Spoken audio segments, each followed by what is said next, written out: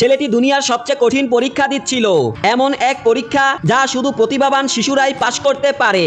শিক্ষক যখন আপেলের একটি টুকরো খেতে শুরু করে তখনই পরীক্ষা শুরু হয়ে যায়। নিজের তীক্ষ্ণ মস্তিষ্ক দিয়ে ছেলেটি খুব দ্রুত সব উত্তর লিখে ফেলে। ঠিক যখন শিক্ষক আপেল খাওয়া শেষ করে তখনই পরীক্ষার সময় শেষ হয়ে যায়। শিক্ষক দ্রুত সব খাতা পরীক্ষা করে এবং এক শিশুর নাম ঘোষণা করে যে পরীক্ষায় পাশ করেছে।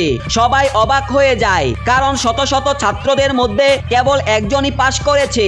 দুনিয়ার যেসব শিশু পরীক্ষায় পাশ করেছিল তারা সবাই দ্বিতীয় রাউন্ডে পৌঁছে যায়। ঠিক তখনই টিনার পেন্সিল নর্দমায় পড়ে যায়। তার বন্ধুরা কেউ সাহায্য করতে থামে না, কিন্তু রিয়ার সাহায্যের জন্য থেমে যায়। পরের পরীক্ষা শুরু হতে তখন মাত্র 1 মিনিট বাকি।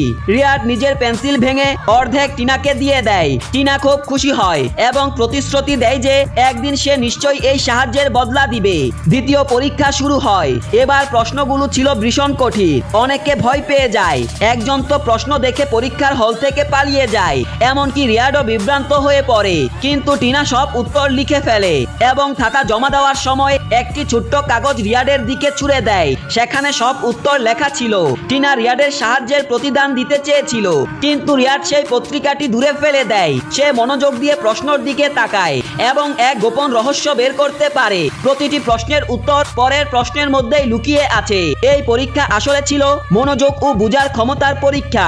যখন শিক্ষক আবার ফলাফল ঘোষণা করে রিয়ার্ড আবারও পাশ করে। এবার মাত্র 5 জন শিশু তৃতীয় রাউন্ডে পৌঁছে যায়। তৃতীয় রাউন্ডের পরীক্ষায় কোনো প্রশ্ন ছিল না।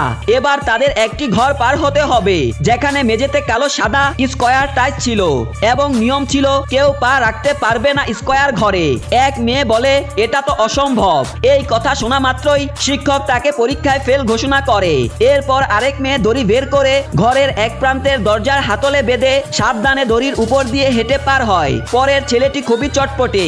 সে স্পাইডারম্যানের মতো লাফাতে লাফাতে ঘর পেরিয়ে যায়। তারপর এক চশমা পরা মেয়ের পালা আসে। নিয়ম অনুযায়ী পা রাখা যাবে না, তাই সে হাঁটু ও কুনুর উপর ভর দিয়ে হামাগুড়ি দিয়ে ঘর পার হয়। শেষে রিয়ার্ডের পালা আসে। সে কিছুক্ষণ চিন্তা করে, তারপর একেবারে শান্তভাবে হাঁটতে হাঁটতে ঘর পেরিয়ে যায়। সবাই হতভম্ব, রিয়ার্ড কিভাবে পাশ করলো। রিয়ার্ড শান্তভাবে বলে ঘরের টাইলসগুলো আসলে স্কয়ার নয়, আয়তক্ষেত্র ছিল।